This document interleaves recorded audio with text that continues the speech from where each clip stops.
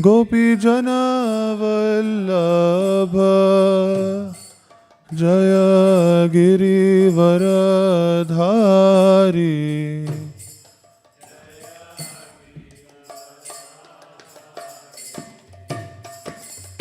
Jaya Yashodanandana Jaya Vraja Janaranjana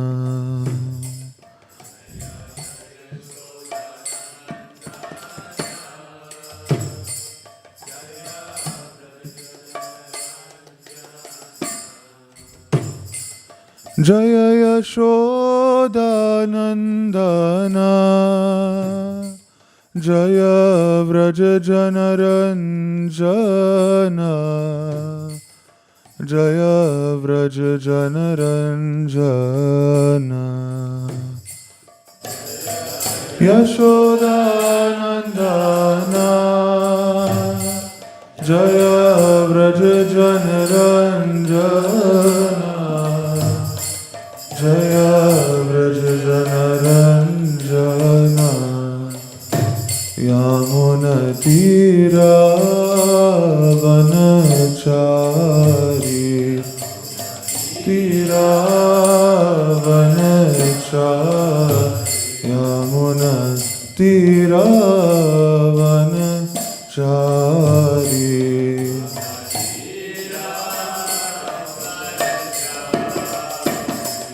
Jaya Radha Madhava Kunja Vihari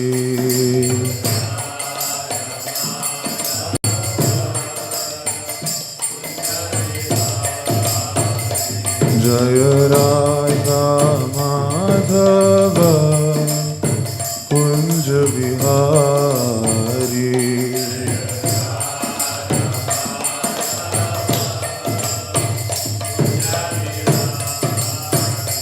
Jaya Gopijana Vallabha Jaya Girivaradhari Jaya Girivaradhari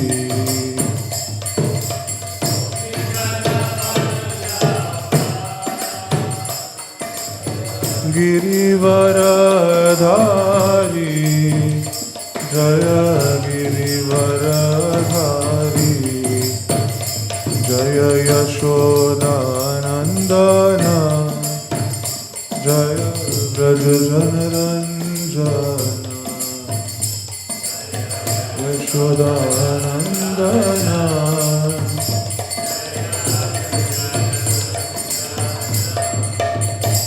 Jaya Yashodanandana Jaya Vraja Janaranjana Jaya Vraja Janaranjana Shodanandana Jaya Vraja Janaranjana Jaya Vraja Janaranjana Yamuna Tira Vanachari Yamuna Tira Vanachari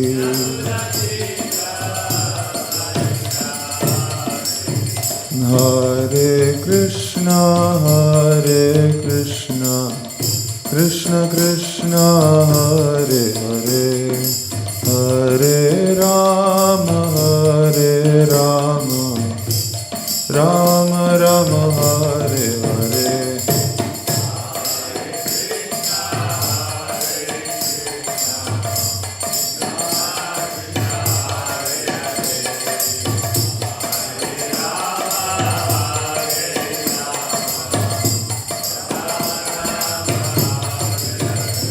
Hare Krishna Krishna Krishna Hare Hare Hare Rama Rama Rama Hare Hare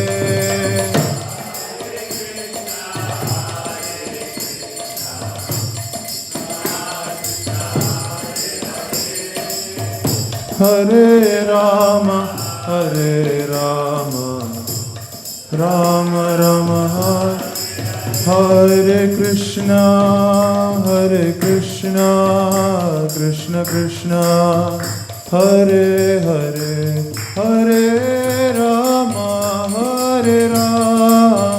Rama Rama, Hare Hare.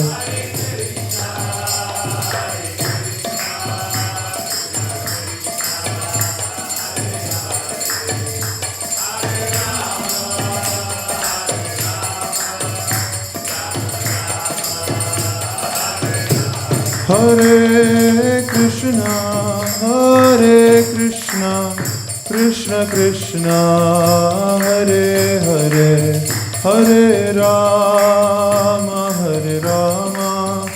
Rama Rama, Hare Hare.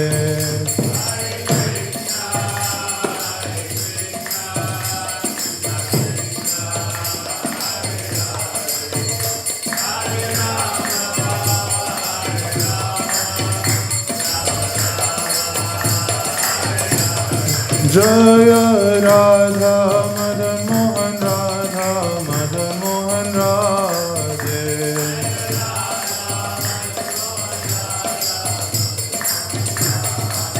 Jaya Radha Madan Mohan Radha Madan Mohan Radhe.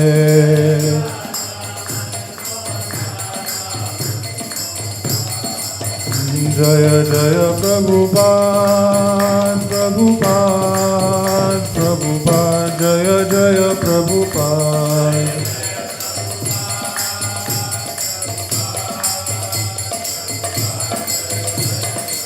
Jaya Jaya Gurudev, Gurudev, Gurudev, Jaya Jaya Gurudev.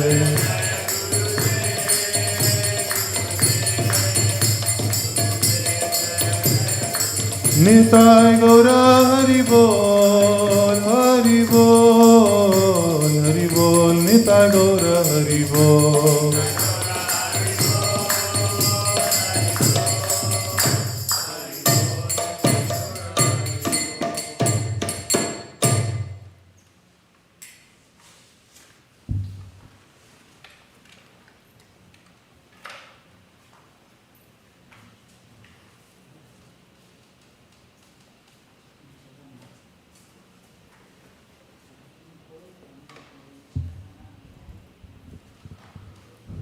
Om Ajnanatimirandhasya Jnananjanashalakaya Chakshurunmilitam Yena Tasmai Shri Gurave Namaha. Shri Chaitanya Manobhishtam Sthapitam Yena Bhutale Swayam Rupakada Mahyam Dadati Swapadantikam.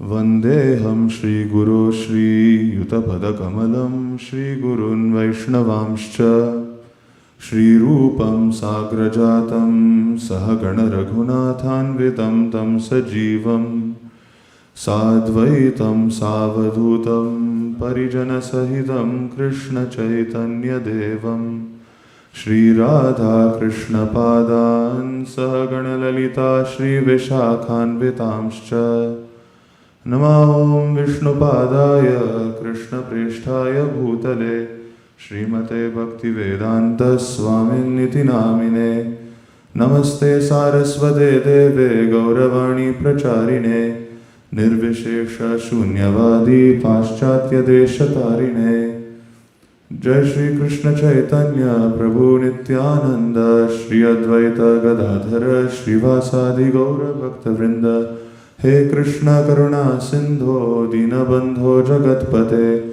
Gopesha Gopika Kanta Radha Kanta Namostute Tapta Kanchana Gaurangi Radhe Vrindavaneshwari Vrishabhanusute Devi Pranamami Hari Priye Vancha Kalpatarubhyascha Kripa Sindhubhya Evacha Patitanam Pavanebhyo Vaishnavebhyo Namo Namaha. Jai Shri Krishna Chaitanya Prabhu Nityananda Shri Advaita Gadadhara Srivasadi Gaura Bhakta Vrinda Hare Krishna Krishna Krishna Hare Hare Hare Rama Rama Rama Hare Hare. Srila Prabhupada ki jai. Hare Krishna, everybody. Welcome to Saturday morning Bhagavatam class. This is the best way to spend a morning. It's a lot of fun. We got to talk about Bhagavatam. Bhagavatam is Krishna himself, and it's the great pastime of devotees to get together to talk about Srimad Bhagavatam. So I'm very grateful that you've all given me an opportunity to speak something today. All of you are significantly more advanced than I am, but because of your attachment to Srimad Bhagavatam, you are here today. Can we get the slide up?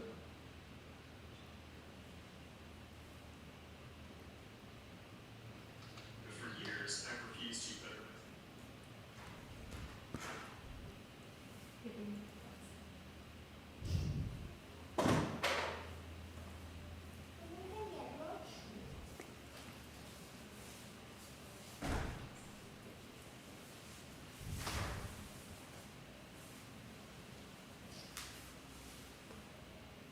Hare Krishna. Okay. Please repeat after me. Tasman madbhakti yuktasya yogino vai madatmana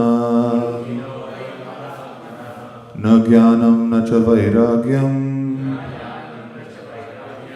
praya shreyo bhavediha.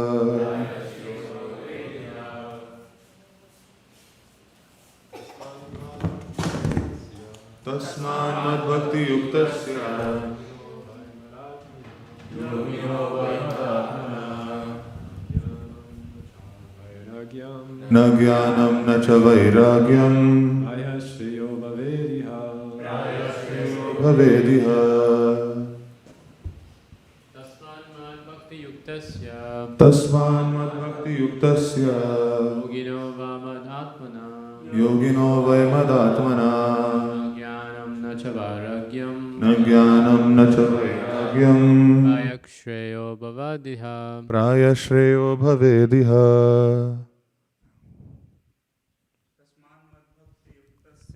Tasman madbhakti yuktasya yogino vai madatmana jnanam na cha vairagyam na jnanam na cha vairagyam praya shreyo bhavediha. Tasman madbhakti yuktasya yogino vai madatmana jnanam na cha vairagyam praya shreyo bhavediha. Tasman, therefore, madbhakti yuktasya, of one who is engaged in my loving service, yoginaha, of a devotee, vai, certainly, matatmanaha, whose mind is fixed in me, na, not, jnanam, the cultivation of knowledge, na, nor, cha, also, vairagyam, the cultivation of renunciation, prayaha, generally, shreyaha, the means of achieving perfection, bhavet, may be, iha, in this world. Translation.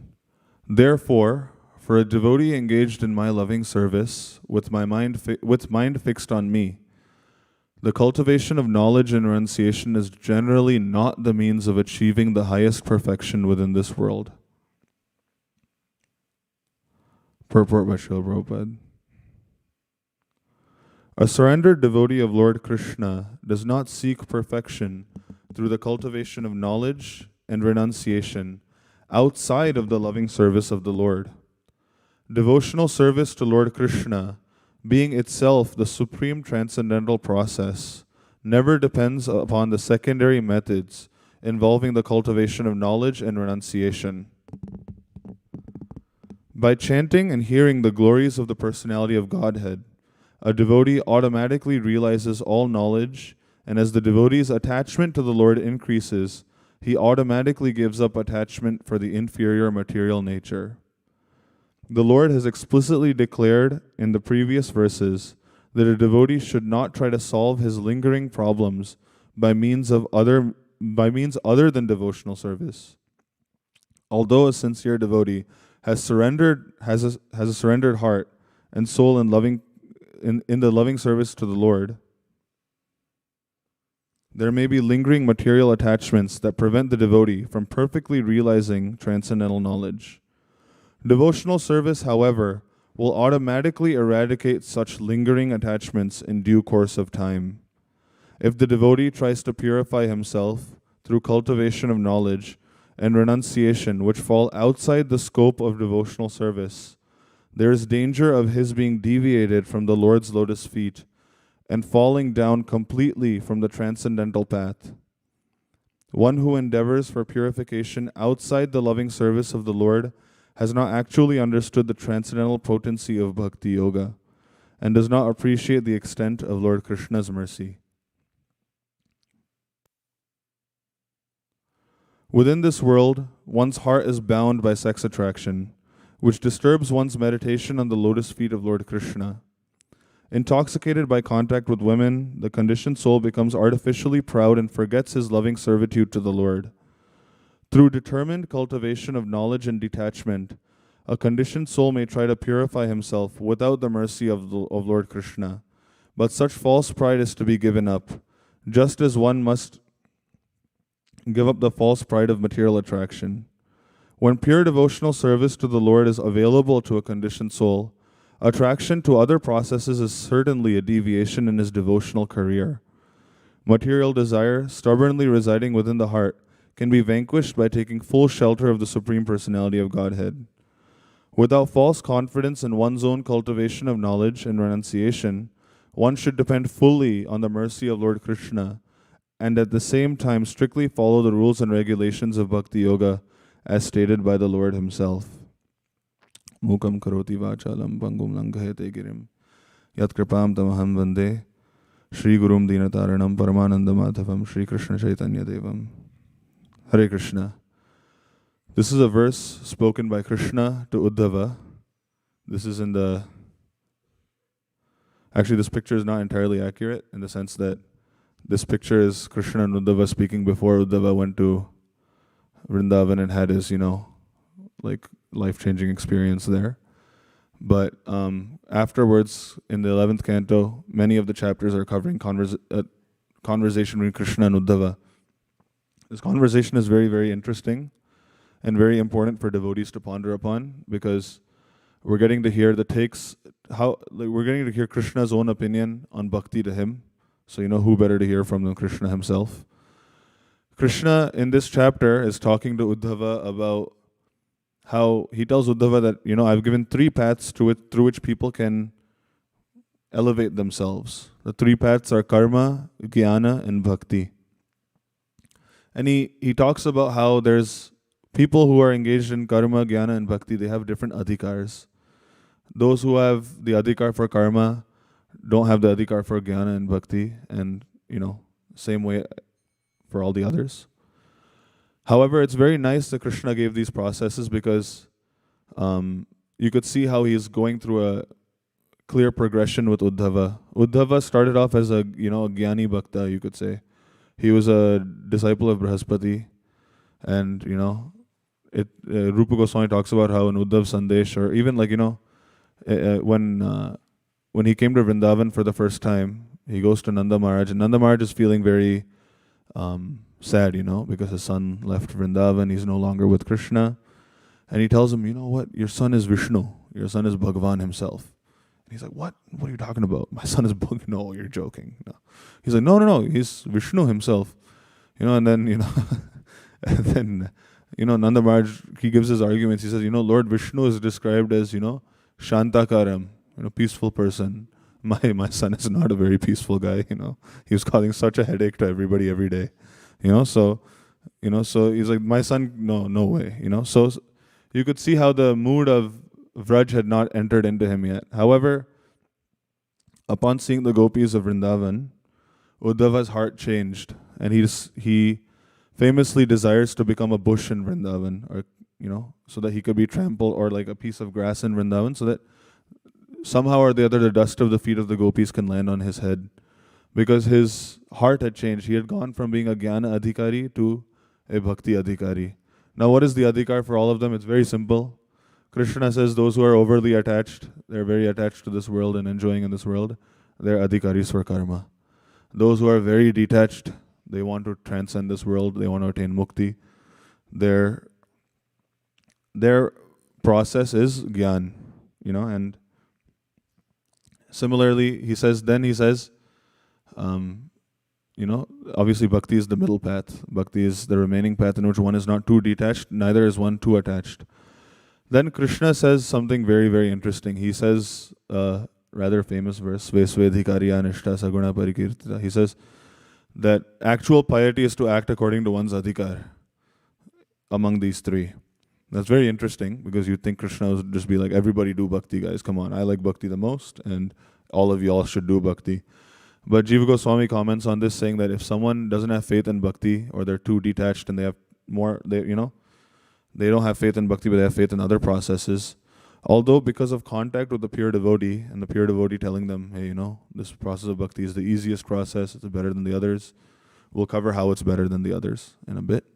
But even then, the person will take to bhakti, but soon after they'll quickly, they'll show some disrespect to bhakti, because they'll think, oh, this is some, senti nonsense. These guys they all love God, and we should analyze Paramatma properly, for the Jnani. So, in that sense, the person ends up showing disrespect to bhakti, and then they end up becoming full of fault then as well, because as Krishna just said, Svesvedhikariya nishta saguna parikirtita. The actual piety is to act according to one's adhikar, and one ends up falling into fault if they don't act according to their adhikar.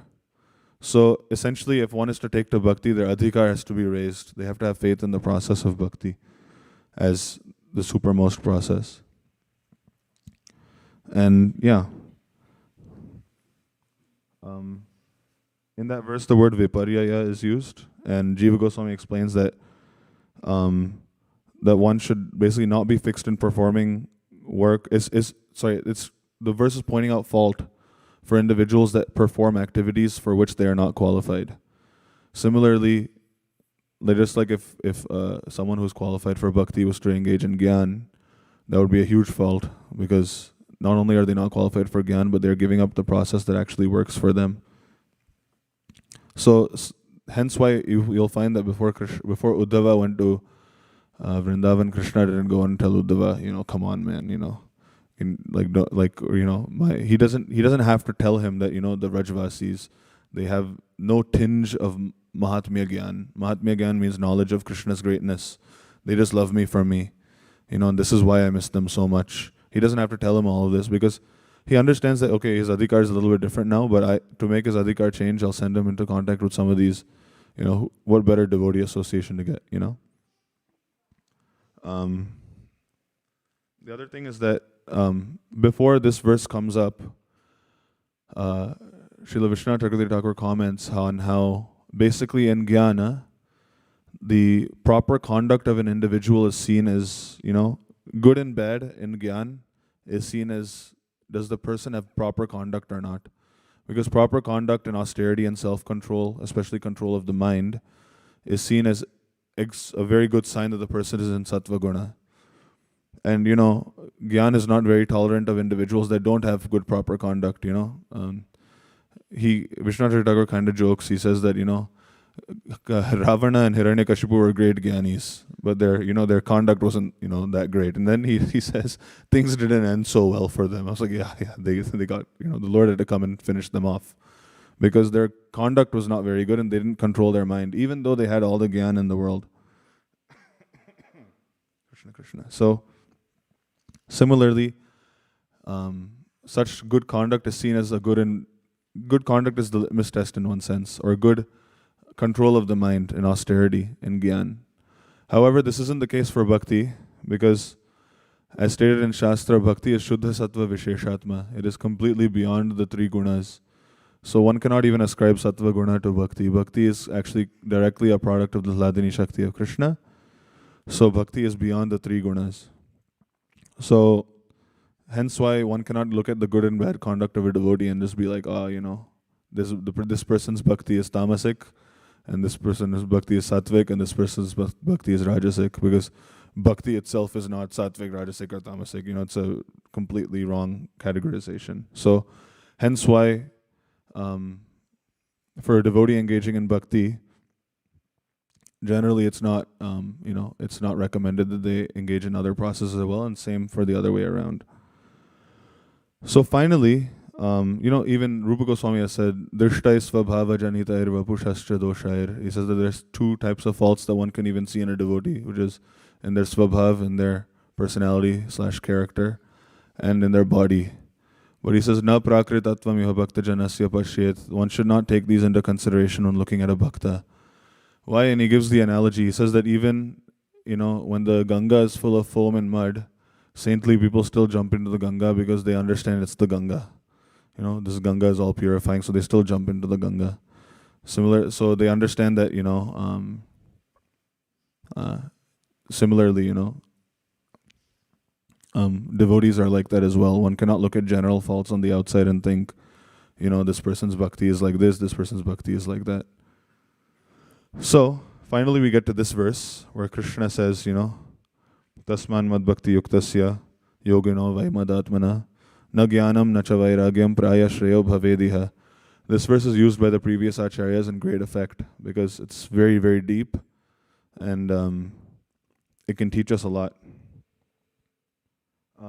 We understand from this verse that basically, not only from the perspective of adhikar, but we understand generally speaking that an individual should, who's engaged in bhakti, cultivating jnana and vairagya is not very necessarily beneficial. How that's the case, we'll take a look. But before that, let's take a look at how Vishwanath Thakur ties this verse into the context of the previous conversation.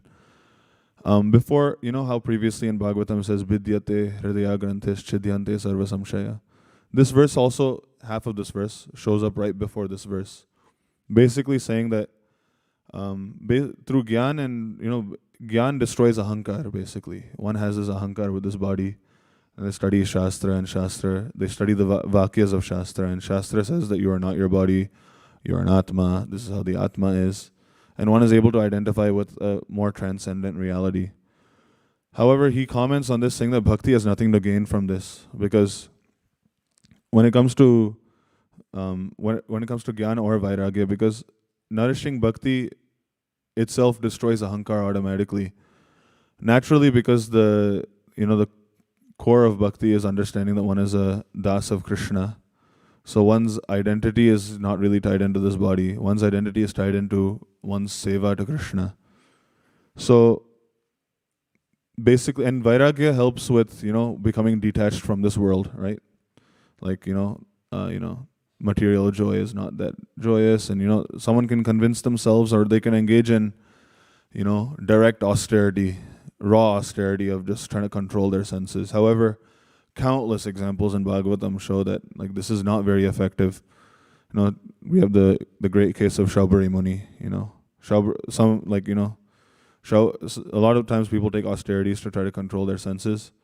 Talk about sitting under a river and meditating. That's kind of intense, So and that didn't work out for him because Shaubari Muni saw two fishes mating, and after seeing two fishes mating, that was enough for him to give up all of his tapasya and everything. He was back to square one, But in bhakti, one's detachment comes naturally. How does it come naturally?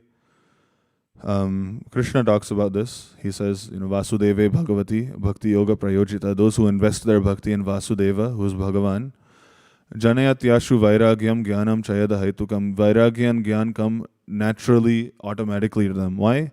Especially detachment comes automatically because you're becoming attached to a more superior, not only process, but you're becoming attached to an individual and you're developing a relationship with him. You don't have to tell, the bhakti yogi that material joy is not that joyous, because they're like, yeah, compared to what I'm experiencing right now with doing direct bhajan, it's nothing, So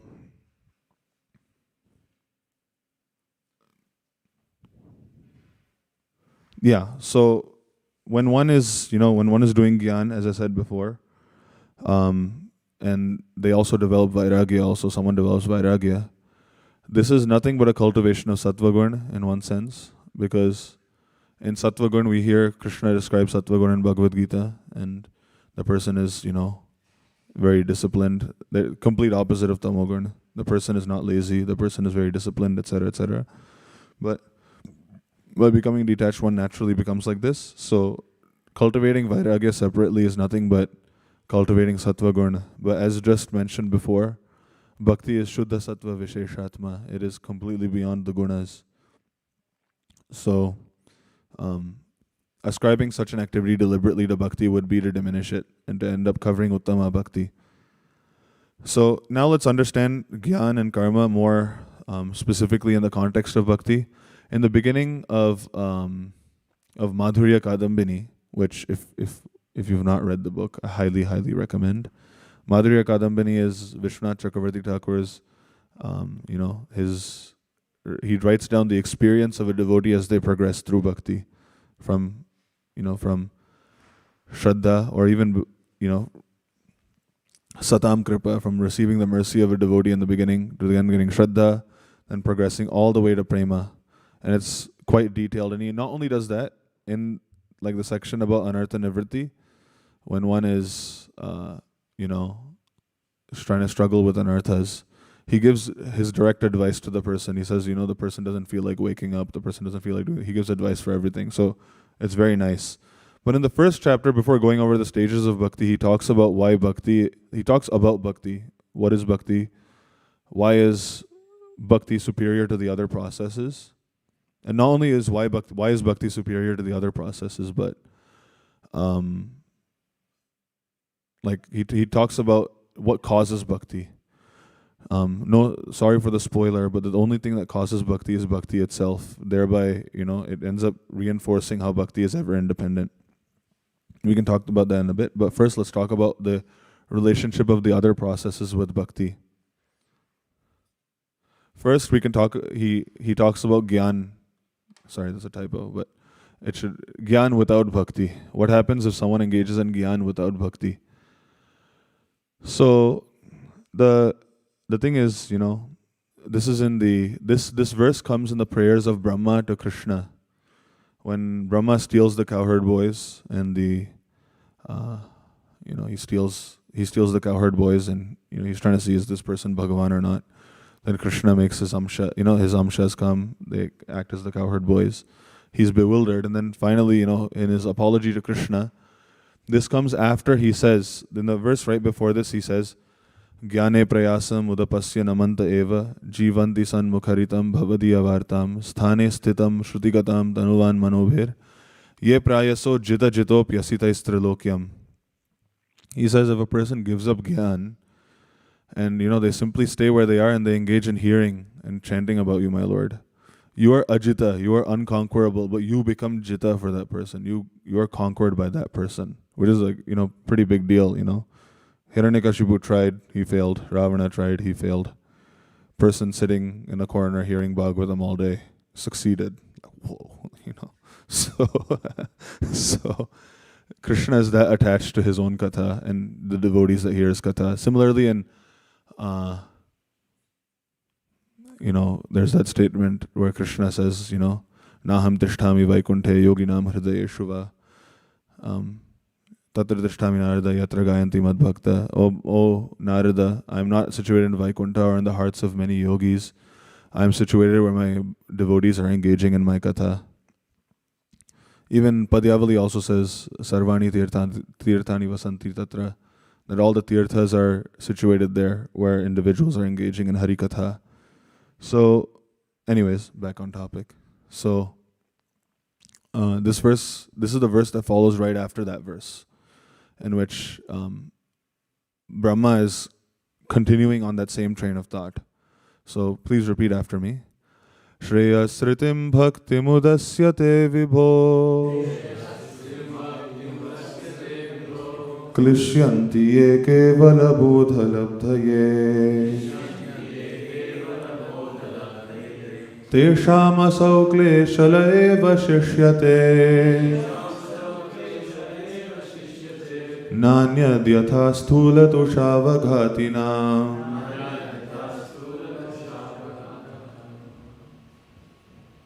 Lord, if fools give up bhakti, the all-inclusive path, and suffer to attain realization of the Atma without bhakti, they simply attain suffering and nothing else. They are like fools who beat empty husks. You know, anyone here seen someone beating a husk with wheat to get grain out? But if there's no grain in the husk and someone is beating the husk, you're thinking, like, what's wrong with it? Something wrong, you know. So similarly, Gyan relies on bhakti in order to attain perfection.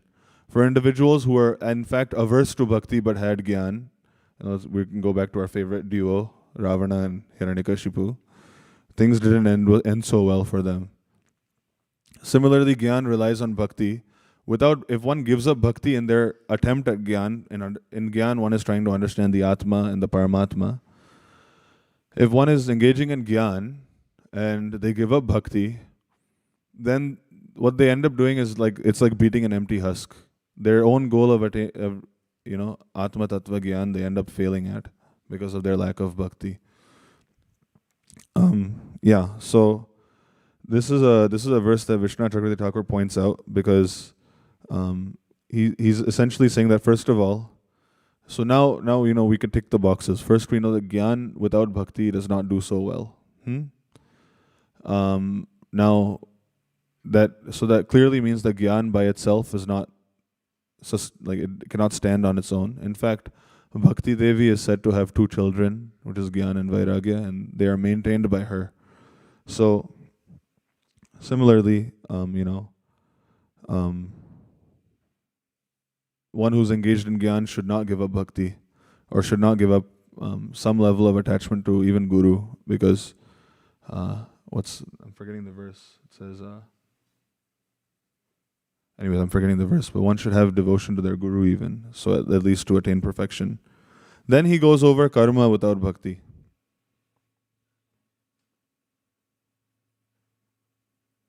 Oh yeah, sorry, I forgot to mention. Jiva Goswami, in commenting on this verse, he says that, bhakti itself it's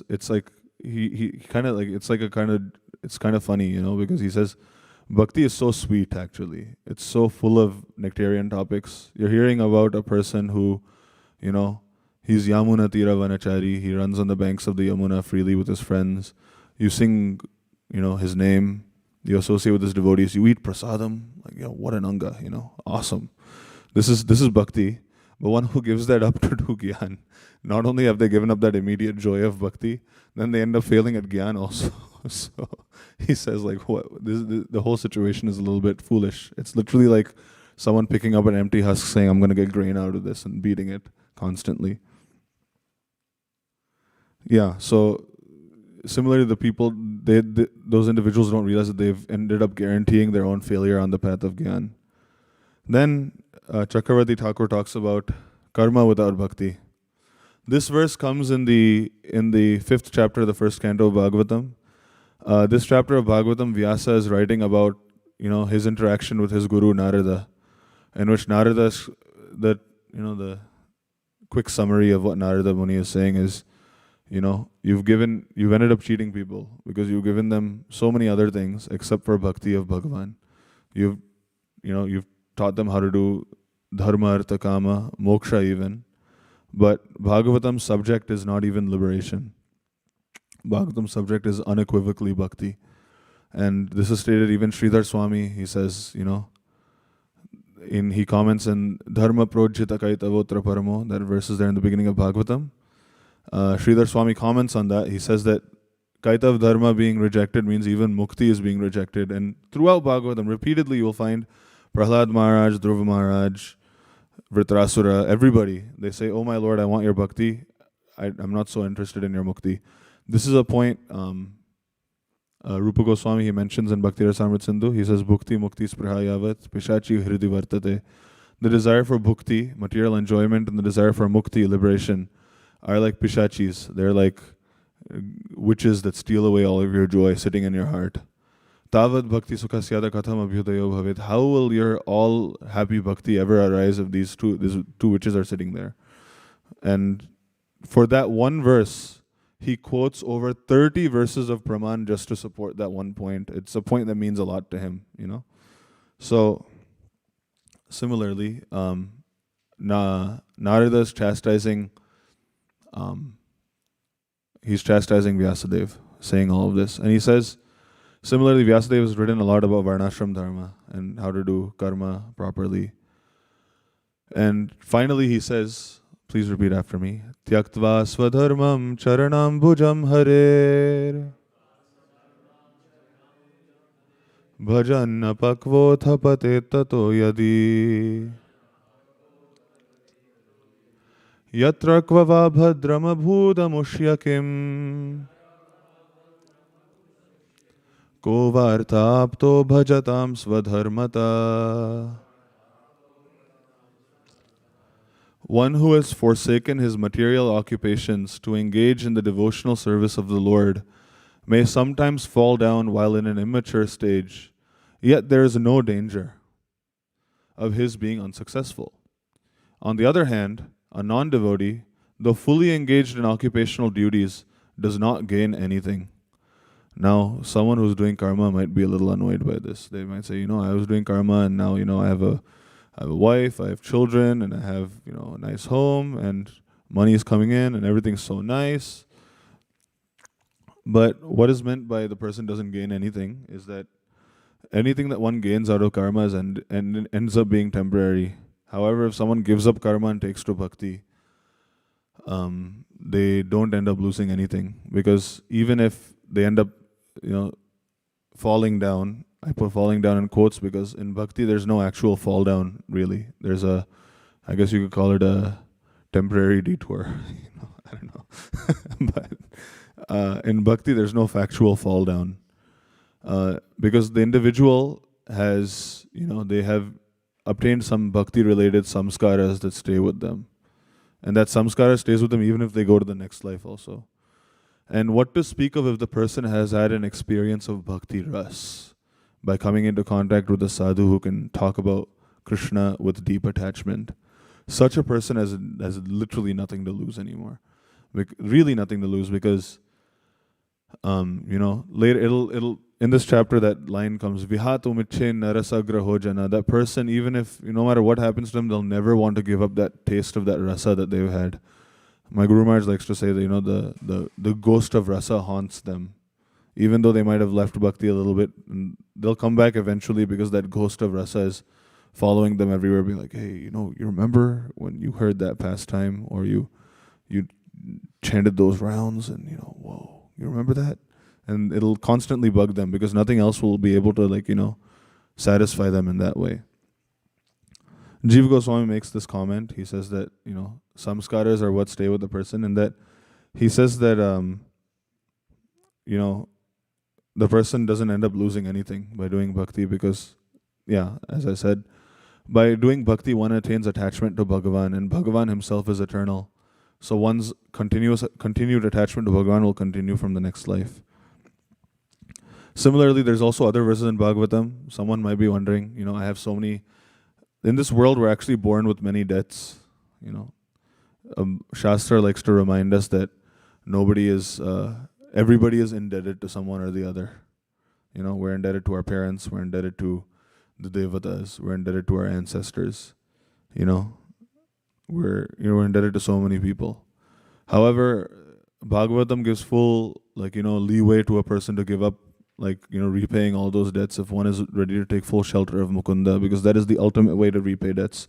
Because not only does that repay debts for this life, one will no longer incur debt ever again by doing that. Because the moment you're born in the next life, you are indebted to your parents again. So it's like you pay off your debt and then they come and say, well, welcome back. So that there's that verse, Devarshi bhutaptan trinam pitranam nakinkaro naya rini charajan sarvatmana ya sharanam sharanyam gato mukundam parihritya kartam. For the person who's fully taken shelter of Mukunda, these rinas their rinas are paid in full. And that is really the ultimate way to pay off all these rinas. So similarly, one's, duties in the karma world are not as relevant because one has bhakti. Even one can even see in circumstances like, we see Chitraketu Maharaj. Chitraketu, he, through, even if one engages in misconduct and they end up having a little bit of a, they have to face the results of that misconduct and they have a, little bit of an inconvenient situation. It's the greatest understatement of the century for Chitraketu. Chitraketu Maharaj, he was, flying over Lord Shiva, saw Lord Shiva meditating with Parvati on his lap and chuckled at it. Like, oh, he's, wow, you're meditating and your wife is sitting on your lap. And Parvati took offense to that, and Parvati curses him to become Vritrasura, which is, to put it so mildly, a less than convenient situation to be in, It's really a horrible situation to be in, but he took it in very good stride, because what he had is what he needed, which is bhakti. He continued, not only that, Vritrasura is quite an incredible figure, because even though he's in the most inconvenient, you've never heard of someone giving a pep talk to someone else to kill them, Vritrasura is the only person to ever do it. He's telling Indra, why are you so nervous to kill me? The Lord gave you a guarantee to kill me, he's, speak of detachment, But similarly, because he did bhakti in his previous life so strongly and he's fully attached to Bhagavan, that was never lost on him. So nothing else could really affect him. Similarly, we find even if someone externally acts like a fool, it doesn't affect them, like with Jada Bharat. Jada Bharat, to make his dad think he's a little crazy, would go have a bath and then use the restroom. And his dad was like, "What are you?" It's the other way around. You're supposed to have a bath after using the restroom. What are you doing? And he did it so much, his father gave up on him. So with Jada Bharat, even there was no fault, because his interest was only doing bhakti, and he wasn't executing karma properly, because karma is, in order to engage in karmic ritual, one must follow these principles properly, but he was doing the complete opposite. But there's nothing to lose for him, because he had exactly what he needed. So in this way, karma is also reliant on bhakti. Now we know karma is reliant on bhakti, and karma itself is, one can freely give up karma to do bhakti. Similarly, one can give up, Gyan to do bhakti, or Gyan is, in order to become successful in Gyan, one needs bhakti. So now what do we know about bhakti? Vishwanath Thakur quotes a verse you might have heard of. It's a verse we heard of very recently today that ends with na gyanam na cha vairagyam prayasya, the verse we're talking about today. That's the verse he quotes. And he also quotes another verse. It's a little jarring, but it's very, very nice, because it really puts everything into perspective. It's a verse from the Hari Bhakti Sudhodaya, in which he says, Bhagavad Bhakti Hinasya Jati Shastra Japa Tapa Apranasyaiva Dehasya Mandanam Lokaranjanam.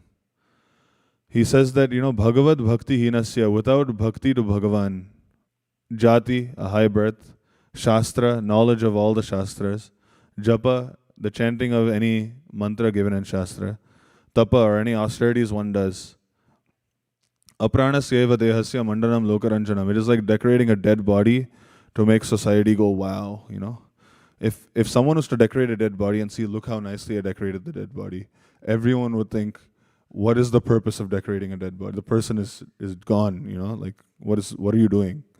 Similarly, all of these other seemingly good qualities, like, knowing Shastra is a very good thing, but knowing Shastra without having Bhagavad Bhakti is literally that. It is like decorating a dead body for for a social, like, for society to go well, because then you could quote verses, you can compose your own verses, you can speak very eloquently, and everyone will be like, wow, this person really, amazing.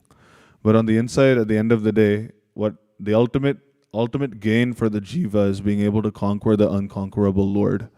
That is like Prabhupada used to say, some people are interested in becoming God, but by doing bhakti, you'll end up becoming greater than God, because God will become subservient to you. The sixth quality of bhakti is Sri Krishna Akarshini.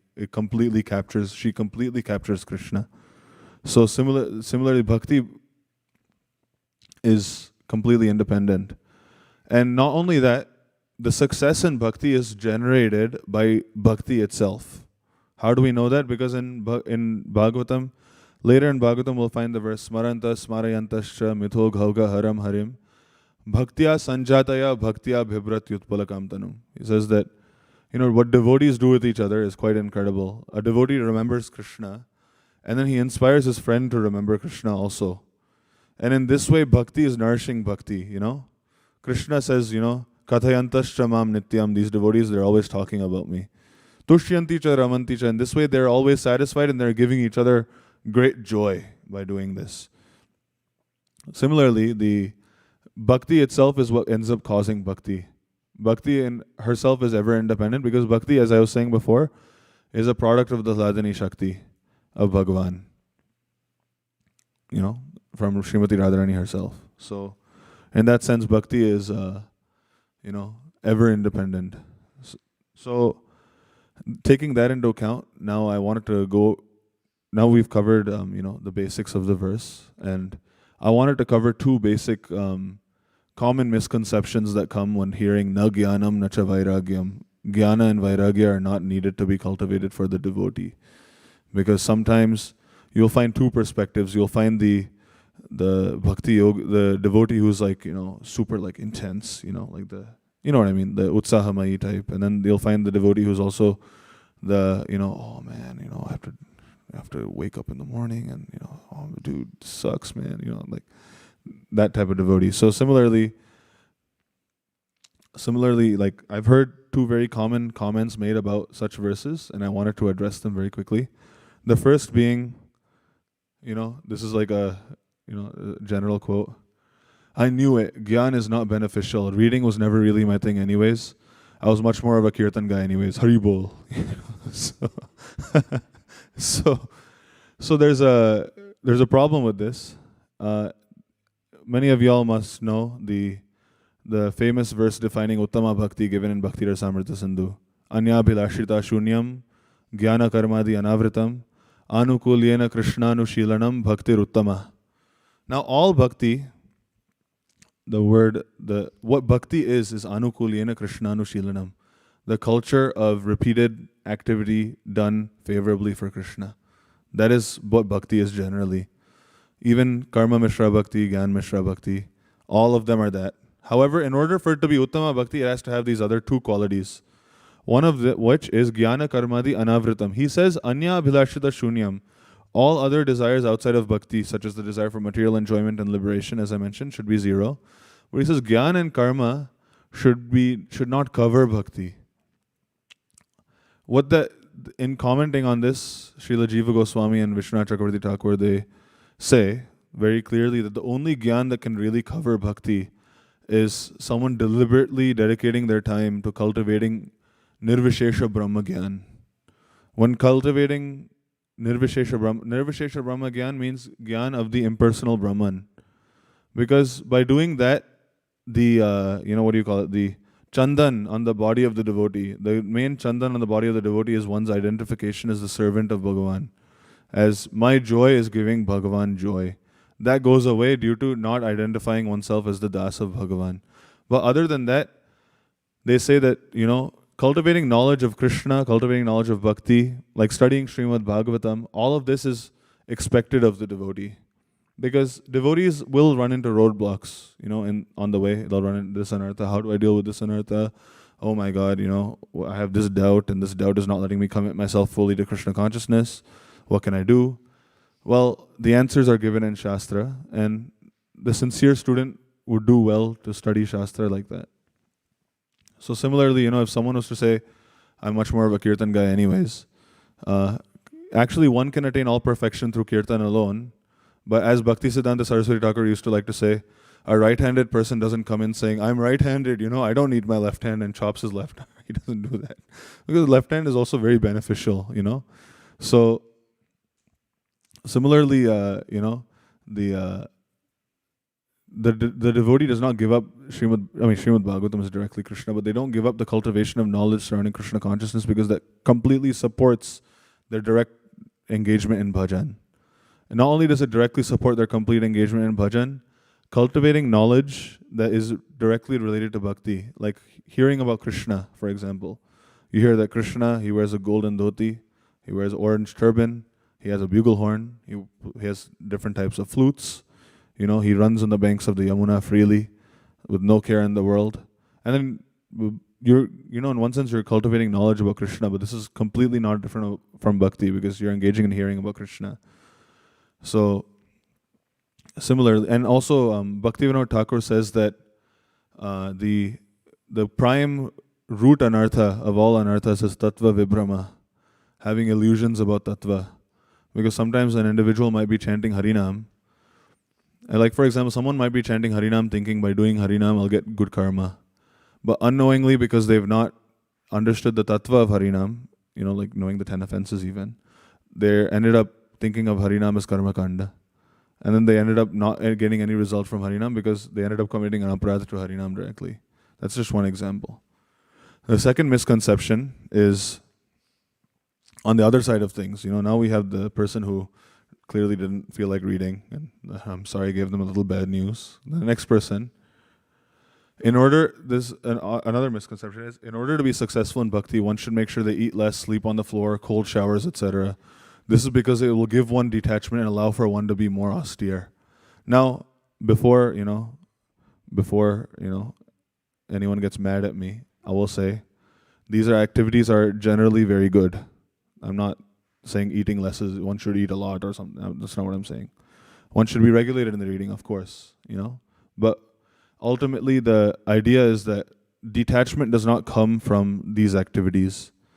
One should take these activities so long as they're beneficial for their bhakti, So for example, if someone is having a cold shower, and in the cold shower they're like shivering, and they're not even thinking about Krishna once, versus another person is having a nice warm shower, and the whole time they're able to happily sing Hare Krishna and remember the Lord, and be absorbed in devotional service.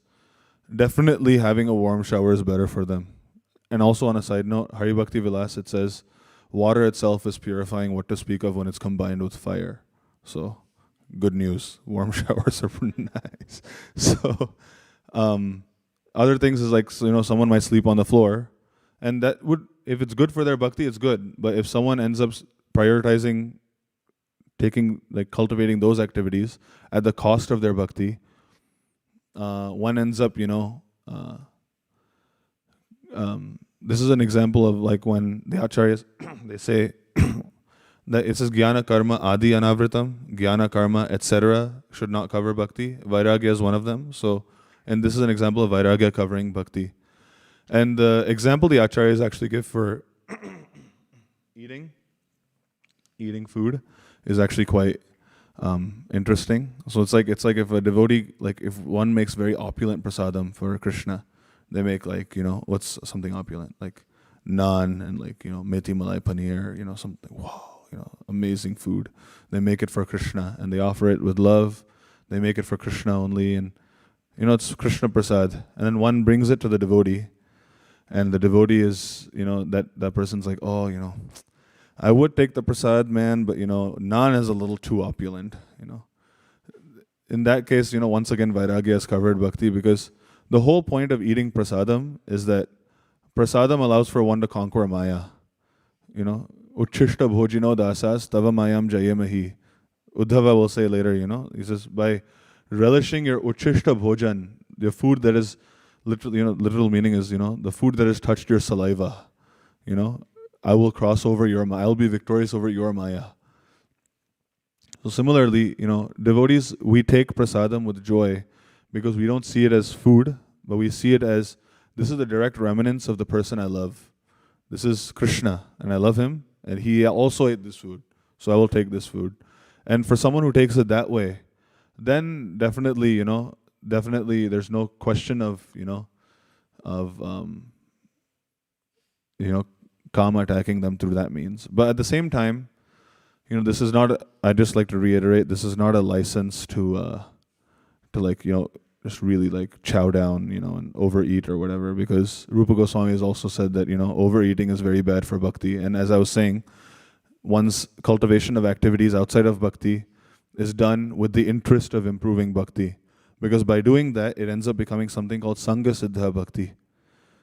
Sangha Siddha Bhakti, there's Arop Siddha Bhakti, Sangha Siddha Bhakti, and Swarup Siddha Bhakti. Swarup Siddha Bhakti is Bhakti activities, because Bhakti is an activity, as I was saying, Anukuli and Krishna Shilam. Bhakti is an activity. Those activities which are by their Swarup, by their very nature, they are Bhakti. Like hearing about Krishna, chanting Harinam, these things are Swarup Siddha Bhakti. Arop Siddha Bhakti, Bhakti that is perfected on the basis of an accusation. When Jiva Goswami talks about giving up bad habits, he says that Sridhar Swami, when talking about dedicating everything to Krishna, he says that even one's unwholesome habits that one is trying to give up, they should even dedicate that to Krishna. Jiva Goswami says you could throw the accusation of bhakti at it. You know that it's not a very good offering to Krishna. You say, my Lord, I offer everything to you. Whatever attachment I have to this horrible activity, let me have that attachment to you instead. And in this way, one throws the accusation of bhakti at something that is seeming like an unrelated activity. And that activity ends up taking on the nature of bhakti by an arop, by an accusation. Then Sangha Siddha Bhakti is what I was talking about here, of taking on the practices of Gyan, Vairagya, etc., Yoga, etc., that support bhakti, that help one in their direct practice of Swarup Siddha Bhakti.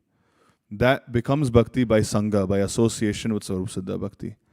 So similarly, if that concept is lost, then it just becomes cultivating Vairagya for the sake of Vairagya without the interest of cultivating bhakti. And as said before, Krishna was saying, Sve Svedikare Yaneshta Saguna Parikirtita. Actual piety is working according to your adhikar. If you're a bhakti adhikari and you start, la-di-da-di-da, and, venturing into another space, one ends up sacrificing their own bhakti and not being successful in any path.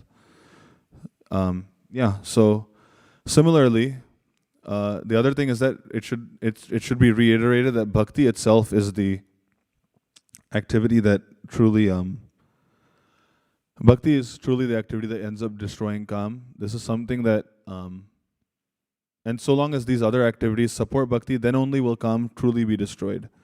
Prabhupada talks about this in the introduction to Krishna book. He says as follows. This is an excerpt from the introduction. He says, this Krishna Katha will also be very much appealing to the most materialistic persons, because Krishna's pastimes with the gopis are exactly like the loving affairs between young girls and boys within this material world. Actually, the sex feeling found in human society is not unnatural, because the same sex feeling is there in the original personality of Godhead. The pleasure potency is called Srimati Radharani. The attraction of loving affairs on the basis of sex feeling is the original feature of the Supreme Personality of Godhead, and we, the conditioned souls, being part and parcel of the Supreme, have such feelings also, but they are experienced within a perverted, minute condition. Therefore, when those who are after sex life in this material world hear about Krishna's pastimes with the gopis, they will relish transcendental pleasure, although it appears to be materialistic. The advantage will be that they will gradually be elevated to the spiritual platform. In the Bhagavatam, it is stated that if one hears the pastimes of Lord Krishna with the gopis from authorities with submission, then he will be promoted to the platform of transcendental loving service to the Lord, and the material disease of lust within his heart will be completely vanquished. In other words, such hearing will counteract material sex life. In fact, the true test of this, or the true sign of this, is if you see the Goswamis, who are the deepest relishers of all of Srimad Bhagavatam, including these parts of Bhagavatam. They were the most detached. They lived under a tree, and they didn't have to cultivate Vairagya separately. They ended up they just did bhakti fully, dedicating themselves full time to Krishna consciousness. Similarly, we should have the confidence that bhakti itself is enough, because Bhagavan has given his, stamp guarantee for it. He says that just by doing this, one ends up capturing Bhagavan. And if you capture Bhagavan, what else do you need? What else is attractive to you? Similarly, if one is ending up thinking about Krishna and in the mood of service, that's one thing that should be said, is that one hears these pastimes. That verse in Bhagavatam says, Shraddhan vitonu shrunayat, hearing with proper faith. And this is done by hearing from a devotee who is qualified in the proper means, with the right siddhanta in the background. Bhaktivinoda Thakur says that one should understand the siddhanta. Otherwise, one runs a risk of not actually hearing the pastime, but hearing whatever version is going on in their head. So in this way, one is able to conquer lust because they're able to see a much higher ideal. And this way, like one can say, Yuvatinam yatha yuni yunam cha yuvatau yatha mano bhiramate tadvan mano me ramatam tvai. Oh my Lord, just as a young boy is attracted to a young girl and a young girl is attracted to a young boy, you don't have to tell a boy and a girl to be attracted to each other, They just know how to do it, So they're attracted to each other. Nobody had to tell them. Similarly, my Lord, let that attraction to you be spontaneous instead. Let my mind run to you. And that is accomplished through hearing proper Harikatha. This is also covered in Padyavali. In Padyavali, Rupa Goswami has written down a very, very nice verse when talking about the glories of Bhakti. And the verse is as follows. It's in the same meter as Shad Goswami Ashtakam. So please repeat after me. Kashayanna cha bhojanadi niyaman no vavane vasato. Bhojanadi niyaman no vavane vasato. Vyakhyanadathava muni vrata bharaj chittodbhava kshiyate.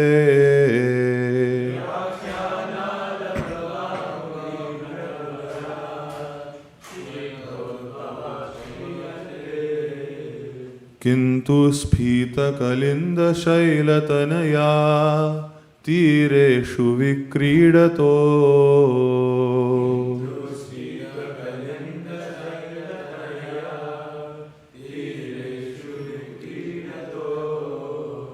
Govindasya padaravinda bhajanarambhasya leshadapi.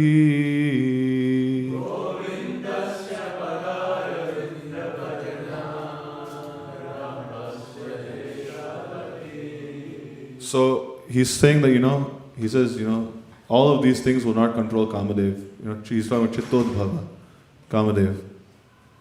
He says Kashayanna. Kashaya is also Kashaya means saffron. Kashaya also means there's apparently an Ayurvedic medicine that one can drink that makes someone, impotent.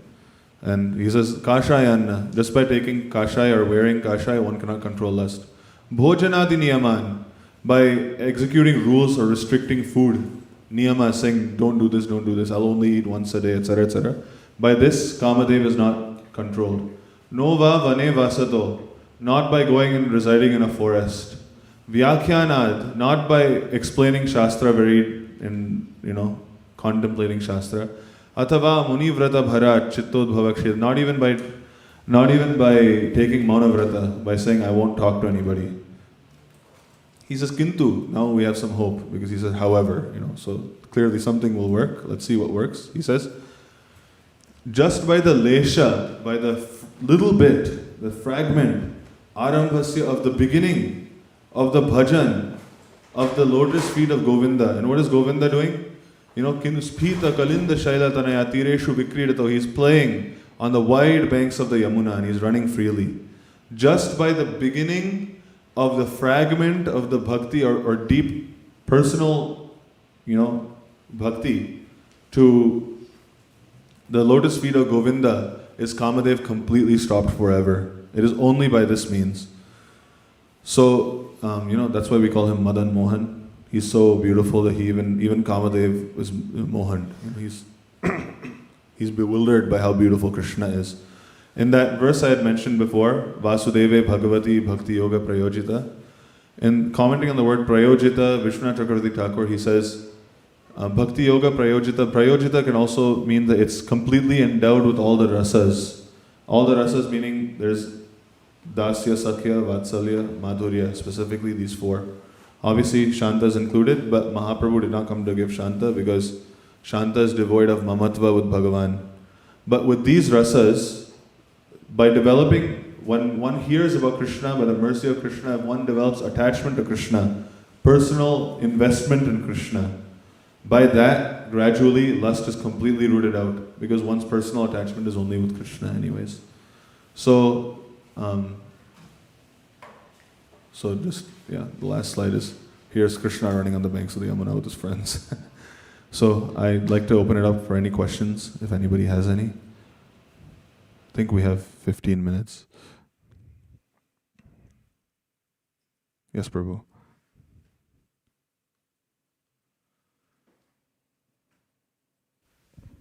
Hare Krishna. Thank you, Prabhu, for giving such a nice, very informative class. My question is,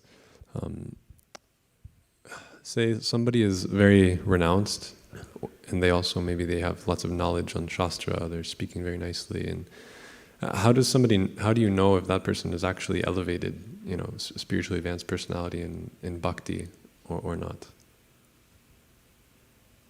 Generally speaking, Srimad Gaur Govinda Maharaj used to say that advanced devotees you cannot just see on the outside. You have to beg Krishna for such vision. However, some things you can see externally, especially if someone is at the stage of bhav and above. There's a verse that talks about the symptoms. Kshantir avyartha kalatvam, like they don't waste any time. Virakti, they're very detached. Manashunyata, they have no pride. Asha bandha, they have great hope that in this life itself I will attain Krishna. Samutkantha, these things one can see. But also one can also see how eager the person is, or how deeply personally, like if you spend time with them, you could see how personally attached they are to hearing and chanting about Krishna. If you love someone, like Bhakti is all about falling in love with Krishna. That's really what it's about. And like to put it very, very simply. And if you really love someone, you'll just constantly talk about them. You'll find devotees be yapping about Krishna. That's what they do. And it's because their mind is constantly attached to him. Once one reaches the stage of asakti, one of the symptoms of asakti is that, just as right now, my mind, to think about Krishna, I'll have to deliberately take my mind and put it on Krishna. But in asakti, one's mind is so naturally attached to Krishna, to think about anything else, they'll have to take their mind off of Krishna and put it on something else, because that's what their mind is into, So, advancement in Krishna consciousness can be seen by these things externally, but other things, the real thing is that, at least within our sampradaya, you can say with confidence that one's personal investment is there in the pastimes and activities of Krishna. That is very, very much there. One is not like a bystander. One time Mukunda Datta Prabhu was here and he made a comment saying that if you look at the commentaries of the Acharyas, none of them have anything positive much to say about Akrura. Because when Akrura took Krishna out of Vrindavan, they were personally hurt by that. It was not like this event happened and here's what we can say about the event. But they were personally hurt by that. So one's personal attachment is there in the affairs of Krishna. I hope that helps. And also there's one time, I remember a long time ago, there was a time in which, like, it has to do with this topic, but in one of our youth yatras, there was an anonymous question given to my Guru Maharaj, in which the question was, Guru Maharaj, what do you think about dating? And he immediately commented saying that at the end of the day, the only attachment that we really want is personal attachment and like investment in the affairs of Radha and Krishna. That's what we want. So that's really the solution to everything, and that's the sign of an advanced devotee, is that they're personally attached to such things. So naturally, like Bhaktivinoda Thakur writing a song like Jaya Radha Madhava, it's not a he was thinking about what word fits here or what name fits here, and he just put Kunja Bihari, that's a good name, yeah. He puts in Kunja Bihari, maybe Braja Jana Ranjana, that's a good, that fits the song. The song will sound nice if I put that here. These are names that are very dear to him, because he's very attached to Krishna in a very specific way and very attached to Krishna. So these names are able to invoke remembrance of Krishna for him in very specific ways. So singing them becomes the greatest joy of his life. Like when he writes the name Yamuna Tira Vanachari, it's Krishna running on the bank of the Yamuna. What more joyous thing is there to remember? So that's why he puts these names down. So a devotee's life as they progress is the life of becoming more attached to Krishna and thereby more detached from anything that is not directly to do with serving him. Yes. And then after I think we should take the hands raised on Zoom. Hare Krishna.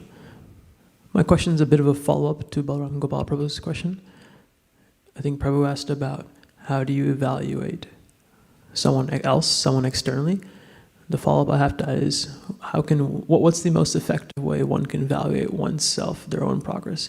To clarify more, one could take a quantitative approach in that how much time am I spending in thinking of Krishna, or one could take a more qualitative approach of what is my affection, how much do I appreciate Krishna. Is there one that's recommended in the scriptures? Generally, the sign of advancement is one's taste in doing bhakti, because that is pleasing to Krishna and how much attachment they're getting to Krishna. Because Rupa Goswami has said, all the rules that are given in Shastra that even are the impetus for Vaidhi Bhakti ultimately culminate in always remember Krishna, never forget Krishna. And if you're one who's very attached to Krishna, naturally remembers him a lot. I don't think a quantitative approach will really work, because then in thinking about, am I thinking about Krishna, you'll never end up really thinking about Krishna. So, and bhakti is not a very mechanical process. So, meaning like you can't tell someone chant 2 million times, and after chanting 2 million times, Krishna will appear in front of you. It's up to him. So similarly, the best way to evaluate that is how much attachment do you have to hearing and chanting, and how much is your attachment for other activities going down, because your attachment to hearing and chanting on the basis of becoming attached to Krishna is increasing. And and are you able to keep up those activities more strongly and become, are your anarthas affecting you less? All of this can be seen. That Madhurya Kadambini really helps, because it talks about the progression of devotees and how anarthas go away, etc., etc. Hare Krishna. Shyam Prabhu.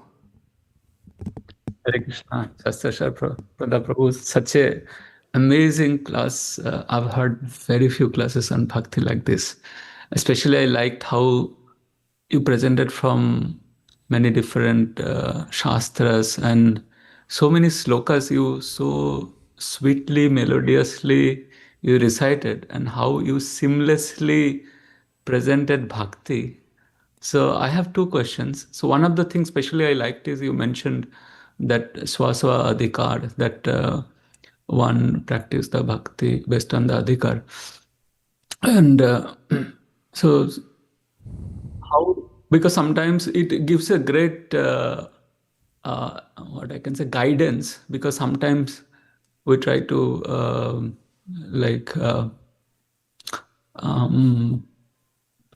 maybe inspire others, but we sometimes become more enthusiastic. But as you said, you're quoting that somebody's practicing Jnana, okay, that may be his adhikar, and slowly he can transition to bhakti. So how to evaluate ours and let's say others' adhikars? That is my first question. But before I forget the second question, also let me ask. You mentioned about Uddhav. That's where you started Uddhav's verse quoted.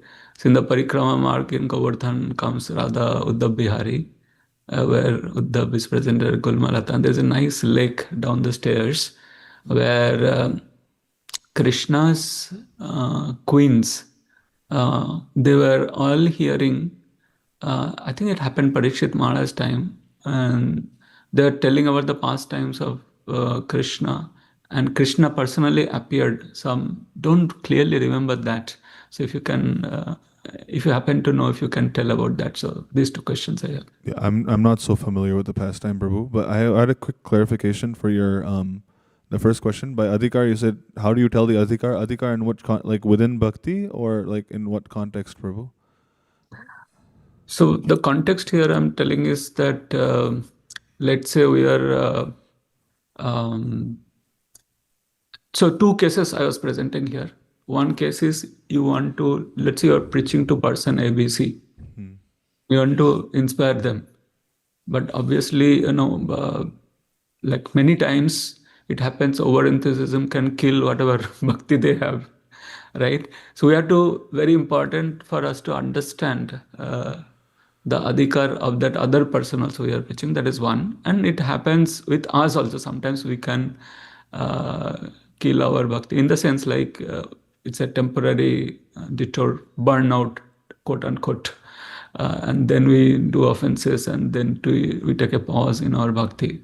So to avoid this, we have to understand how much, where, what level, so at least to some extent.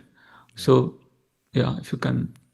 So when it comes to other people, like if we're out preaching, honestly, please call me if you run into like a proper Gyani on the road. Like they're very rare because the Gyani requires a lot of detachment and austerity. Most people are too attached. They fall into that category. However, the idea is that the best thing we can do is give them the spiritual knowledge, and if they are naturally inclined towards bhakti, they will take up to it very naturally. We should not force it upon them, because forcing it upon them also runs the risk of, it definitely does it. It makes the person averse to Krishna consciousness. They end up hating it, actually. I think these people are they're telling me my life is like, you're not spending your life properly, and they're being so mean, it does not leave a good impression. So bhakti should never be forced upon individuals, especially if they seem completely uninterested. However, if you approach someone and they show no signs of being interested or uninterested, and giving them spiritual knowledge is actually the greatest gift you can give them, because they'll naturally act according to their adhikar, and if they somehow or the other, because of association with devotees, as Jiva Goswami says, if somehow or the other by associating with devotees, they take up to Uttama Bhakti.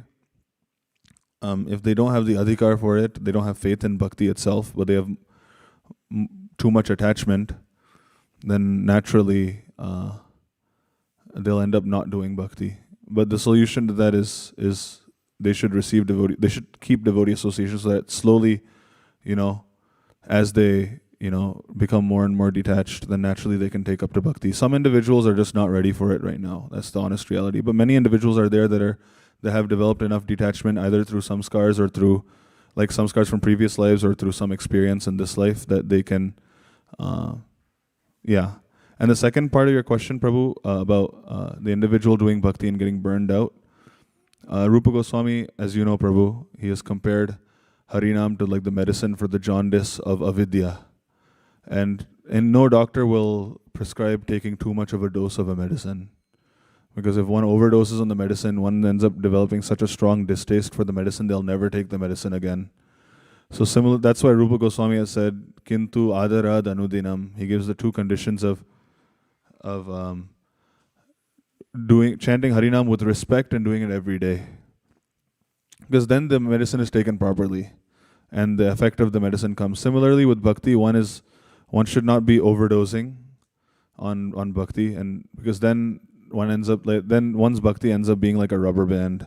They stretch, and then they're like, and they're too far this way, and then they keep trying to stretch again, and it ends up being back and forth. But the only steady way is for one should ideally speak with their guru about it, and the guru is like the doctor. So the guru gives the prescription and one acts accordingly. And one can perform bhakti in the proper manner thereby, because they have the guidance of a realized guru, and they can run confidently knowing that they're capable because their guru has seen their capability and then given them the medicine accordingly. Sometimes, that's why, one should be balanced in their recreation also, so that they don't, And as one develops taste, naturally they'll become detached and they'll want to do bhakti more, because if you like Krishna more, hearing about what Krishna is up to and his pastimes, you end up liking him so much that you want to hear more and more about him and chant more and more about him and tell other people about him too. So it just becomes it becomes very natural that way. I hope that helps, Prabhu. Thank you very much. Very helpful. Really appreciate it. I think I saw Bali Mardhan, Prabhu. Hare Krishna, Hare Shastra Sir Prabhu. Such a wonderful, wonderful, wonderful class you are giving and you have presented today. So I have also quick questions on the process you mentioned very nicely about the adhikar, karma, gyan and bhakti and various topics. So one time also Prabhupada mentioned about the Murari Gupta, how he became Lord Chaitanya's devotees. Then he said that, I wanted to make you a Krishna Bhakta. Then he was crying, and then finally said, you are Ramdas.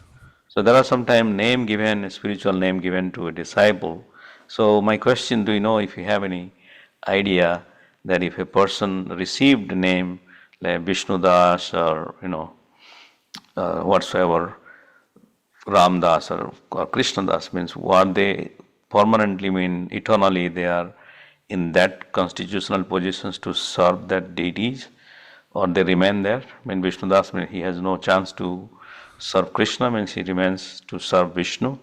There is no difference, but just what is your thought? Somebody got like Nrsimha Das or things like that. So what is is it the adhikar given by the Guru, the name, so they eternally remain in that positions to serve the deities, or it's just a casual name given? So do you So, have any idea? yes, Prabhu. One of our Goswamis' name is Raghunath Das, servant of Raghunath, but he in Manashiksha says, give up affection for all other forms of Krishna and just worship Radha and Krishna and Vraj. So he explicitly gives up his own worship of Raghunath in serving Radha and Krishna, even though his name is Raghunath Das, because his full attachment is to Radha and Krishna and Vraj. Generally speaking, Gaudiya Vaishnavas are all, if they do the right sadhana, and it's a big topic, but if they do the right sadhana, but generally speaking, Gaudiya Vaishnavas are all attached to Vrindavan Krishna, and that's not a coincidence because, Mahaprabhu is Sakshat Vrajendra Nandan, and he came to give that only. So generally speaking, devotees are like that. So if their name is Vishnu Das, it doesn't mean that they're doomed to worship Lord Vishnu. Or okay, sorry, that's a really bad way of wording things. Not doomed, sorry, but that doesn't mean that they cannot worship Krishna in any way. There's some other examples that I thought about a very similar topic some while back, but Raghunath Das Goswami is a very good example because his name is servant of the Lord of the Raghu dynasty, but he was the servant of the Lord of the forests of Vrindavan. So Das is the main part because the reason we get the title Das is because Mahaprabhu has wholeheartedly said, I chari bhava diya nachamu bhuvan, I'll make the world dance in 4 bhavs, rejecting Shantaras, because as Chaitanya Charitamrita says, Shanterasva bhava mamatva gandahin paramatma bhagavan jnana praveen. It is full of, that's why in this verse actually today, it says primarily that Gyan and Karma are, primarily, mostly not useful. The only reason is because the Shantaras Bhakta is full of Gyan for Bhagavan. It's full of that. So that's the one small exception. But Mahaprabhu has himself said, I'm not giving this. I've come to give the others. So we start from the position of being Das, because that's being a Das is the underlying,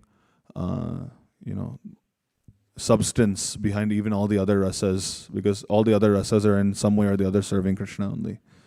So that's why we're given the name Das, and before that could be anything. Yeah.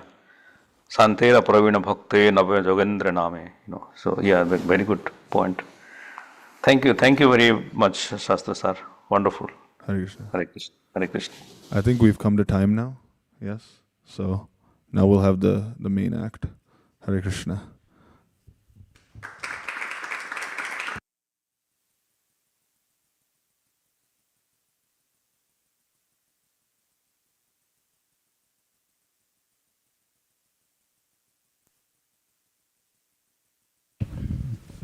Hare Krishna, please don't go away. We have presentation by Gauranga from our Sunday school, and he will be presenting topic which Shastra Prabhu have discussed, that is Bhakti. So he will be talking about selfless Bhakti from the book Secrets of Devotion, written by His Grace Gauranga Darshan Das Prabhuji. So please wait.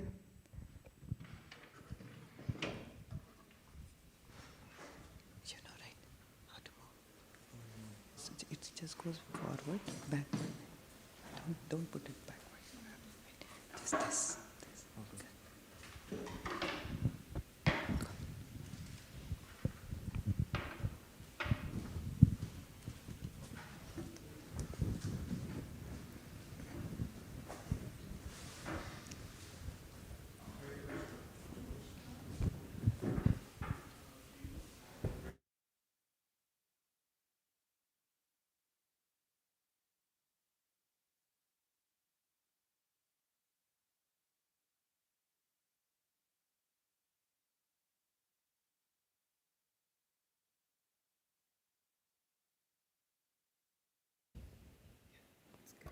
Hare Krishna. Today I'll be presenting on the book Secrets of Bhakti, Chapter 9, What Does Selfless Devotion Mean? By His Grace Gauranga Darshan Prabhu. Achieving anything in life requires focus and determination. If our efforts are consistent, we can achieve our goals easily and efficiently. But if our motives are impure and our endeavors are distracted, our success is hampered. Similarly, in spiritual life, pure intentions and consistency on our practices is very essential. A tree withstands any circumstance created by humans and nature. At the same time, it supplies all the byproducts necessary. Even if a man chops it off, it again grows back to be ready to serve the world again. So Srimad Bhagavatam 1.2.6 says, Savaipam sham paro dharmo yato bhaktir adokshaje ahaituki apratihata yatma saprasidati. The supreme occupation, dharma, for all humanity is that by which men can attain to loving devotional service unto the transcendent Lord. Such devotional service must be unmotivated and uninterrupted to completely satisfy the self. So ahaituki means not to have any selfish or personal agendas behind one's spiritual practice, and apratihata means not to have any interruptions or irregularities. So if you want to advance and be satisfied in bhakti, it depends on the purity and consistency. So an amazing example is the childhood story of Prahlad Maharaj. Prahlad Maharaj was the son of Hiranyakashipu, a great demoniac king. When he was in the womb of his mother Kayadu, Hiranyakashipu went to perform austerities for getting boons. In his absence, the demigods attacked the demons and tried to kill Prahlad Maharaj. But Narada Muni came and stopped them and sheltered Mother Kayadu and her pregnant child in his hermitage, teaching them the principles and glories of Krishna consciousness. So, however, Mother Kayadu could not listen attentively because she was anxious about her child's well-being and her husband's return, whereas Prahlad Maharaj, who was still in the womb, was attentively listening to the instructions given by Sri Narada Muni. So this resulted in his unflinching faith in the Lord's protection. Meanwhile, Hiranyakashipu's austerities were so extreme that Lord Brahma had to descend from his abode and told him to ask for some boon. Then he asked Lord Brahma to grant him the boons of not meeting death from any living entity created by Brahma, inside or outside a house, on the ground or in the sky, during the day or night, and so on. And Lord Brahma granted those rare boons. Prahlad Maharaj, being the son of this envious demon, he didn't have any demoniac tendencies or attachment to material opulence, but instead his heart was filled with love for Lord Vishnu. When Hiranyakashipu returned back to his kingdom, he sent Prahlad Maharaj to his school, where children of demons studied politics and diplomacy. But Prahlad Maharaj never liked such teachings. He remained always fixed in the instructions given by Sri Narada Muni. So one day Hiranyakashipu asked Prahlad Maharaj what he had learned from his teachers. But Prahlad Maharaj, ignoring all the topics taught by his materialistic teachers, Shanda and Amarka, he explained the essence of Sri Narada Muni's instructions. Worshipping Supreme Lord Vishnu is in the best interest of every human being. And this is one of his most important verses, which is Shri Prabhupada Shravanam Kirtanam Vishnu Smaranam Pada Sevanam Archanam Vandanam Dasyam Sakyam Atmanivedanam Iti Pamsharpita Vishnu Bhaktischena Valakshanam Kriyeta Bhagavati Yadda Tanmanye Dita Uttamam.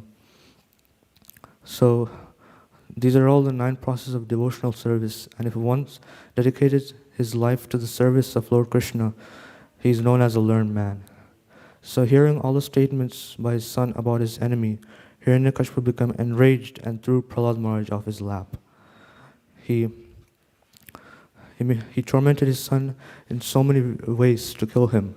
He placed him in a boiling pan of oil, threw him among huge elephants, among poisonous snakes, hurled him from a huge cliff, imprisoned him, created illusory tricks, and so on. But none of these deadly dangers could kill him due to his unflinching faith in the Lord's protection, which is known as Rakshishyatiti Vishvaso, and it is a quality of surrender.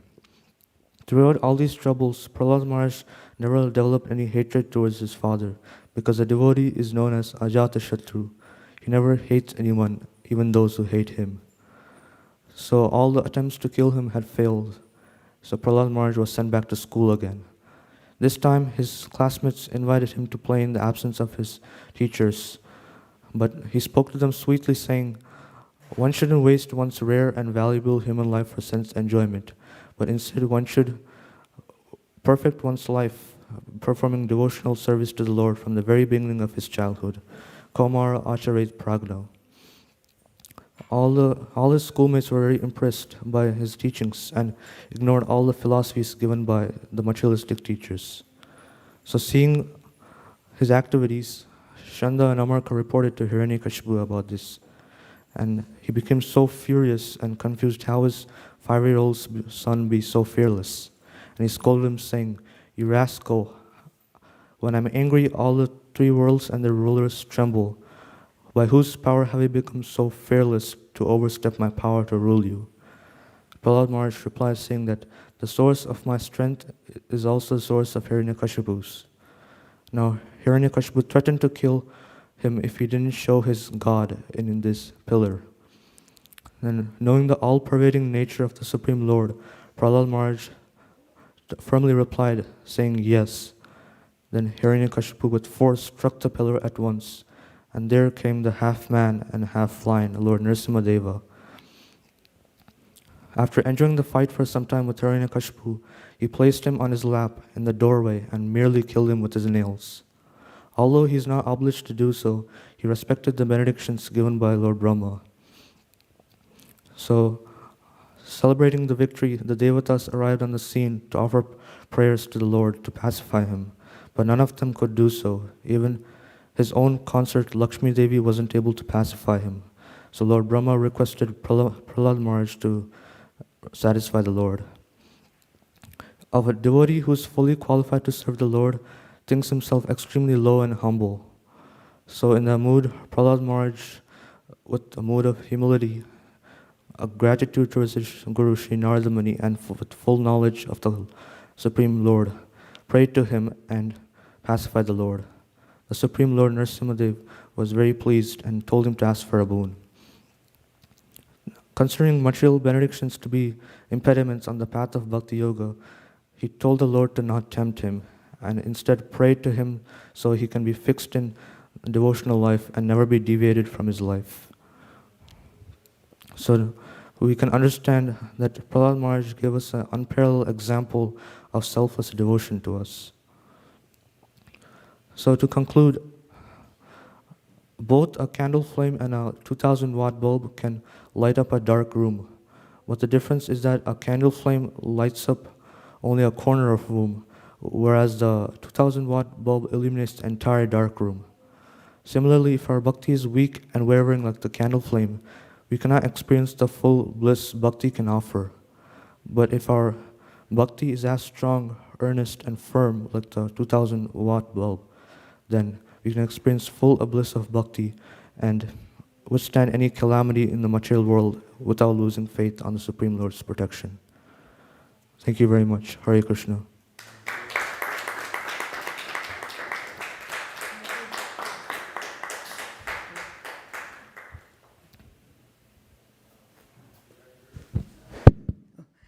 Thank you everyone for listening to Gauranga's presentation. I really like, and one takeaway for me from this is that uninterrupted, unmotivated bhakti and uninterrupted bhakti. If our bhakti is unmotivated, it will be uninterrupted, and other way around, if we continue doing uninterrupted bhakti, it will lead us to unmotivated bhakti. Thank you, Gauranga. Anyone else, any reflection, any takeaway, or any question, please go ahead and ask.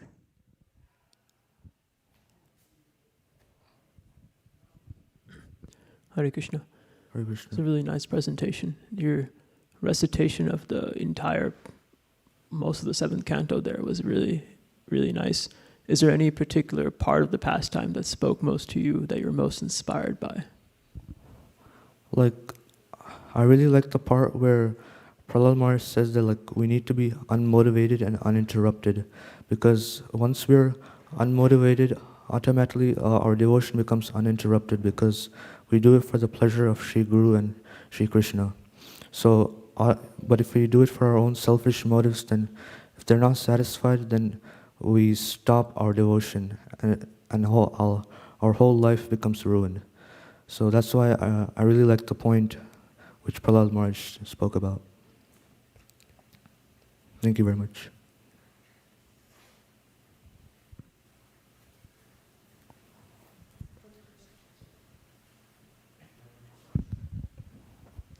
Just a reflection, not any question. This is not a question. When we follow uninterrupted and unmotivated bhakti, we get jnanam and vairagyam. By achieving those two, we will be fully happy. Right. Hare Krishna. Very nice presentation. It was lovely to hear the full story in such detail. Uninterrupted and unmotivated bhakti. Do you have any suggestion on or for a practical way to include that in our daily sadhana? Like, what is one way we can do that on a regular basis? Let's say like we should not come to temple like with any personal motive. Like, let's say if we come to temple, we should come for the Lord, perform devotional service with full, like a pure heart. Like, we shouldn't have any negative thoughts about it. Like, it's very important to have a pure mind and pure heart. So automatically, if you do it for the pleasure of the Lord and the spiritual master, then it automatically becomes uninterrupted. So, yeah. Thank you. Very nice. Yeah. So, Mataji, you asked like what can motivate us towards uninterrupted bhakti. He answered that it should be selfless bhakti towards Lord. And I wanted to add one point that which helped me, my personal experience, that associating with devotees, like-minded devotees, and reading with them, like Prabhupada has emphasized mainly on reading. Every day when you read his books, his purports, it's like you're associating it with his Vani. That gives a lot of motivation. And initially reading with devotees really gives you motivation. And once you have that higher taste, you might not get association, still you will continue. But association is the fuel for your bhakti. Yeah. Yes, very good point. Thank you, Mataji. Anyone else? Any question, reflection? Thank you, Prabhu. Okay. Then after this, we will have prasadam. Thank you, everyone, for staying back and listening to Gauranga's presentation and motivating all our youth. Thank you. Hare Krishna.